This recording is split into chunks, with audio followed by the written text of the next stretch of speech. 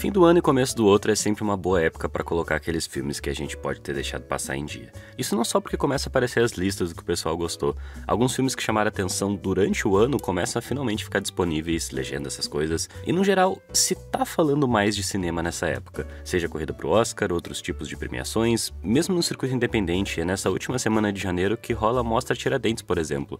Resumindo, é um período de bastante efervescência e são uns 3 meses por aí onde eu assisto consideravelmente mais filme do que no resto do ano. Não é uma lista definitiva, eu continuo indo atrás de filmes que eu talvez tenha perdido em 2020, mas os 10 que eu vou citar nesse vídeo são os que até o dia 31 de dezembro, exatamente quando eu publiquei meus 20 preferidos do ano, eram os 10 filmes que eu mais tinha gostado de assistir. Eu tô com uma conta no Letterboxd agora, tô até que bem ativo por lá e já montei uma lista pra ir colocando os filmes de 2021. Tô vendo umas coisas mais antigas também, até escrevendo sobre algumas. Quem quiser me seguir ali ou no Twitter, dá pra acompanhar as outras coisas que eu ando descobrindo. 10º lugar, A Vastidão da Noite. Vários dos filmes nessa lista não estão tão acessíveis assim, eles existem na internet, do jeito de vocês, mas vamos começar logo pelo que é mais de boa de achar. Uma produção original do Amazon Prime e de um diretor iniciante, A Vastidão da Noite é uma ficção científica discreta, discreta mesmo, e que não é tão difícil de decifrar quais são as inspirações dele para esse filme surgir. Transbordando ficção pop americana, eu digo que esse é um filme discreto porque apesar de ser uma ficção científica em todos os termos, isso vai acontecendo muito sorrateiramente no filme. As sugestões não são no campo da imagem, os conceitos não são mirabolantes, a decisão do filme é sugerir e confiar que o público tenha crescido tão próximo desse mesmo consumo de mídia para aquelas ideias se formarem nele também. E a maioria de nós cresceu mesmo, até a decisão de realizar a ficção científica, por um último momento concretizar a coisa e tirar só da sugestão, mesmo isso eu acho simples, mas carinhoso para um filme que apesar de mapear super bem geograficamente aquele espaço, confiar a criatividade pra gente em outros momentos, não tem grandes pretensões do que ser mais do que uma celebração. Discreta, como eu disse, mas não deixa de ser. O Prime, pra quem nunca usou antes, é tipo a Netflix da Amazon, só que mais barata, tem um período gratuito e apesar de não ser por isso que eu tô recomendando esse filme, vocês podem assinar pelo nosso link aqui do canal, vou deixar no comentário fixado na descrição, porque assim vocês nos dão uma forcinha sem gastar nada. Se eu não me engano, a assistente, que eu também coloquei na lista, mas não entre os 10, também tá lá, dá pra ver os dois nos dias grátis e quem quiser continuar a assinar é só R$10, mas não precisa também, só de entrar pelo nosso link e pegar os dias de teste já nos ajuda. No 9º lugar, O Espião. Esse filme é um monte de coisa que eu gosto ao mesmo tempo. A trama básica é um senhor de 83 anos que é contratado por uma agência de investigação para descobrir se a mãe da mulher que contratou a agência anda sendo maltratada no asilo em que está internada. Então é tanto uma comédia de pequenas situações, só agradável e gostosa de se assistir, quanto flerta com elementos de gênero. Esse detetive improvável vai equipado de todos os apetrechos que tem direito, apesar de que nesse choque de realidades até usar um celular surge como uma grande bugiganga tecnológica. E fazendo muito sentido com a carreira da diretora chilena Maite Alberdi, que já tem um mestrado em documentários, existe uma atenção, uma preocupação com o registro palpável daquele espaço, que ela observa atenta tanto aos conflitos quanto às pequenas realizações quando ela só coloca a câmera naquele lugar. Não bastasse isso, me toca demais quando o filme se revela também uma narrativa de tomada de consciência, quando tudo que compõe a aventura do gênero e até do motivo do protagonista embarcar nessa, desmorona numa realização de que não existe um grande evento acontecendo lá. Não tem nada de espetacular para se descobrir, ainda que o filme com certeza tenha algo espetacular para nos dizer. 8º lugar, Undine. Sem vergonha nenhuma um romance apaixonado, mas numa Alemanha em que o passado fala alto demais. Pode completamente ser visto como esse filme encantador, que horas é marcadamente palestrado, horas se joga na abstração, e quando propõe o choque das duas coisas é que mais revela suas intenções. No fim das contas, Undine vem com todos os vícios e obsessões do Petzold, um dos maiores diretores da escola de Berlim, que comumente narra essas personagens fantasmas, confrontadas pelo passado tentando lidar com o presente. Tanto é sobre a inescapabilidade do passado, que em vários dos filmes do diretor ele vai fazer questão de marcar pontos importantes na narrativa com esses olhares para trás, que aqui surgir numa roupagem tão refrescante, relacionável, mas ainda forte historicamente. Esse pode ser tanto um filme de mitologia quanto de arquitetura, mas sem dúvida nenhuma é um filme sobre amor. Não tem solução mais conciliadora do que continuar existindo nas profundezas e a subjetividade partir dali, mas no fim deixa aí. 7º lugar, Family Romance LTDA. Ainda de um diretor alemão, mas muito anterior ao Petzold, Herzog tem uma carreira de, uns 60 anos de obsessão com o estudo das obsessões humanas. Provavelmente não é o suficiente para descrever o cinema dele, mas desde Aguirre, de 72, é um retrato da loucura humana não surgindo de um lugar exterior à sociedade, mas enxergando nas próprias lógicas de poder a raiz dessa loucura. Digo, a queda de seus personagens não é muito diferente do que seria considerado triunfo a um outro olhar. A versão moderna disso, que também pode ser vista como uma versão menos sobre o ato de fazer cinema de Hollywood, Charlie Motors, é sobre esse cara de uma empresa que presta serviço performando papéis na vida das outras pessoas. Seja de pai, de amigo, coisa desse tipo, de vida em vida o protagonista atua o que lhe pagam pra ser. Percebendo a modernidade, o digital como ferramenta de convencionalidade das relações, filma buscando tanto uma espontaneidade nos poucos ornamentos, quanto uma artificialidade nas facilidades do registro. Eu vi gente comentando que o filme seria raso cinematograficamente, mas acho que ele se equilibra exatamente onde procura. Nesse lugar tão íntimo quanto anestesiado, é inevitável voltar para as relações não pagas em algum momento, tão rituais quanto qualquer outra dessas. E como não poderia de ser em um Herzog, a loucura não existe muito longe da porta de casa, dentro ou fora. Sexto lugar, Cidade Pássaro. Eu tenho um fraco para filmes que são sobre comunicação ou a falta dela.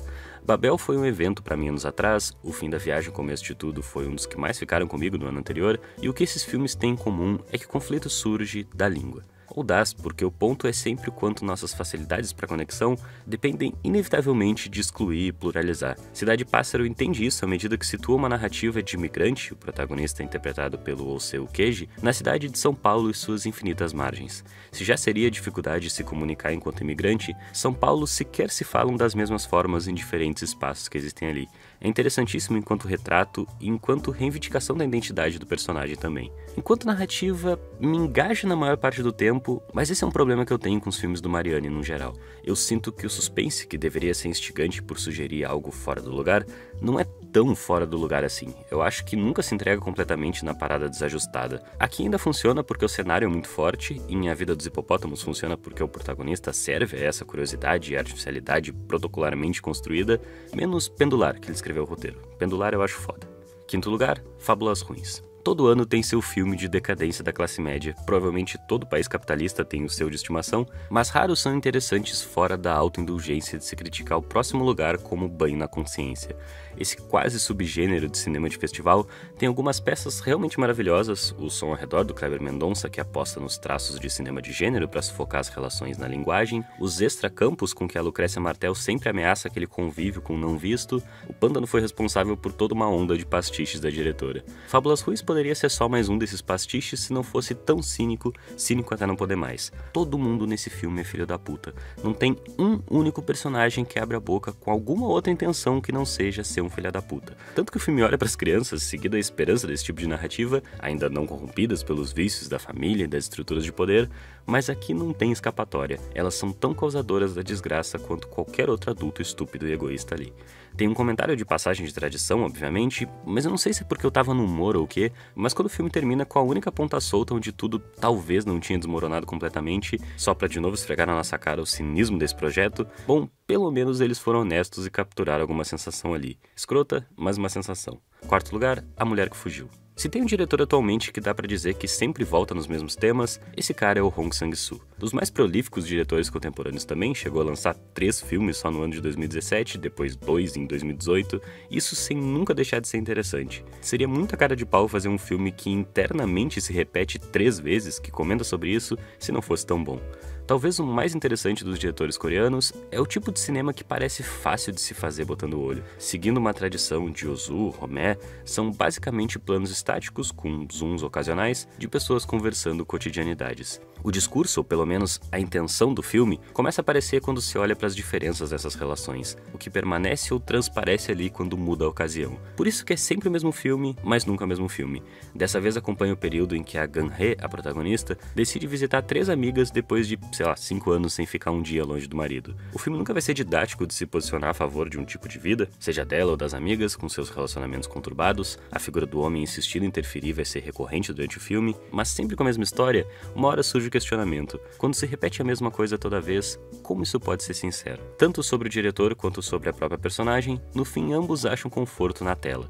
Pode parecer um jeito monótono de se filmar, mas ir descobrindo esses pequenos passos que o cinema do Hong Sang-soo dá, que suas personagens dão, sem todos os ornamentos, apostando só na força do que está sendo filmado, é realmente extraordinário. Terceiro lugar, Vitalina Varela. Eu já falei sobre Pedro Costa e Ventura aqui no canal, na ocasião sobre o filme Cavalo Dinheiro, onde a Vitalina já era personagem. Mais uma vez, como não só interessado, mas dedicado a contar essa história cabo-verdiana em Portugal, o retrato são de existências no limbo, narrativas perdidas em meio à história. Mas como mais um passo dentro dessa grande não narrativa, as primeiras palavras que Vitalina ouve quando chega a Portugal depois da morte do marido são: "Não há nada pra você aqui". Vitalina nem à margem é uma existência de Portugal. Não se sente em casa, aquela não é a casa dela, aquela história, mesmo aquela história de imigração, ela não pôde conhecer sequer por carta. E poderia ser uma narrativa devastadora se não fosse tão esperançosa. Vitalina aos poucos reivindica aquele espaço, que é também reivindicar a vida que não lhe foi permitida. Um dos raros planos claros desse filme, a gente finalmente vê Vitalina agora presente ali. Não a memória, não a esposa, mas vida. Segundo lugar, Sertânia. A gente era para ser muito grato para em 2020 ainda poder assistir um filme recente do Geraldo Sarno, nome importantíssimo para o registro da narrativa nordestina brasileira, que ele vê inclusive não só no sertão, mas em todas as metrópoles que fizeram parte desse fluxo enorme de trabalho e herança cultural.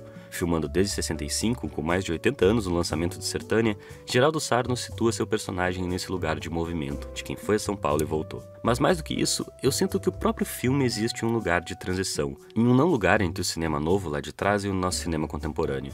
Esse é um filme que só o Sarno poderia ter feito. É tanto uma história de ciclos quanto de devaneio, é tão solto quanto rígido narrativamente, se assume como documentário, mas se assume como ficção também, escolhe a fotografia preta e branca, mas estoura o sol sempre que pode no quadro. É um cinema de guerrilha, mais conceitual, é um cinema abstrato, barroco, mais social. Um lugar virtualmente impossível de se alcançar, um feito do nosso cinema. Em primeiro lugar, A Metamorfose dos Pássaros. Cada vez mais eu tenho me apaixonado pelo cinema português.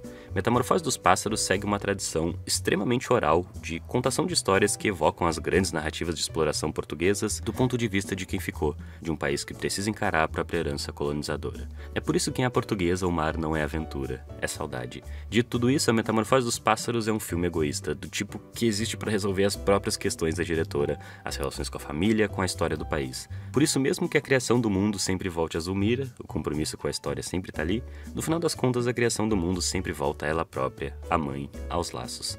Essa relação estranha entre uma individualidade mal resolvida e uma história muito concreta que faz esse filme especial pra mim. Um filme que é essencialmente sobre memória, mas que a gente se conecta como parte dessa narrativa, mesmo que de outro lugar.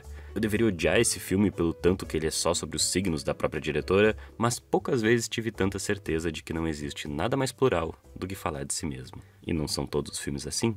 Eu também tenho assistido muita coisa chinesa nos últimos dias, tentando desvendar esse cinema, que não é o de Hong Kong ou Taiwan, que obviamente foram os que mais interessaram o Ocidente comentar. Nenhum desse ano, mas eventualmente pode aparecer algo por aqui, então, por enquanto, escrevi exclusivamente para os apoiadores do canal sobre alguns ótimos filmes que entram nesse recorte continental. Quando eu falo apoiadores, são as pessoas que voluntariamente decidem contribuir financeiramente com a gente. Hoje em dia esse é basicamente nosso salário, que a gente recebe de outros lugares não pagaria nossas contas. Então é graças a essas pessoas que tem vídeo toda semana para vocês aqui no canal, com essa frequência e todo esse cuidado na produção. Esses textinhos extras e recomendações especiais para os apoiadores é o mínimo que a gente pode fazer para agradecer, mas rola Discord, grupo fechado no Facebook, no WhatsApp. Vou deixar bonitinho na descrição para quem acha que vale a pena dar uma ajuda. A campanha tem baixado constantemente e não posso dizer que eu não me preocupo com isso. Enfim, espero que tenham gostado das indicações, outras virão, comenta, compartilhe para assistir com o pessoal, me segue por aí e até!